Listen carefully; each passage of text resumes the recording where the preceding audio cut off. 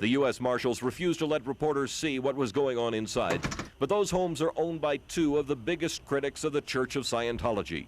U.S. Marshals seized computers, computer disks, records, all the files those critics have used over the years to fight what they claim is a dangerous satanic cult.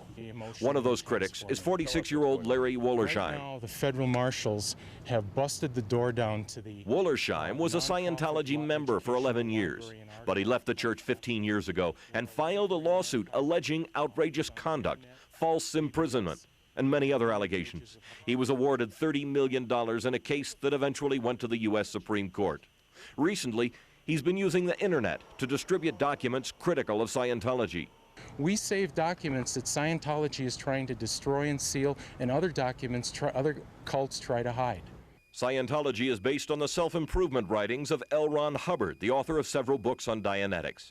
Scientologists claim to have a secret technology, a so-called e-meter, which supposedly helps counselors find areas of spiritual distress. The church is extremely wealthy. It has large buildings and complexes all over the world. It has ocean-going cruise ships. It runs worldwide computer networks. It's attracted celebrity converts, people like John Travolta, Tom Cruise, and Kirstie Alley. But it also has its critics, former members like Larry Wollersheim, who say the church uses systematic brainwashing of its members.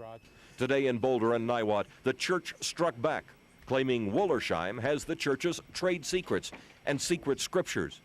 Using federal copyright laws, they seized all his computers and files. The U.S. Marshals are in his living room, seizing the documents he has illegally obtained and illegally distributed.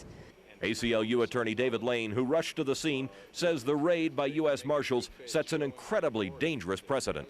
I think it's outrageous that records are seized and turned over to your adversary with no notice, with no due process. The cornerstone of American freedom hinges on due process. There was no due process in this proceeding.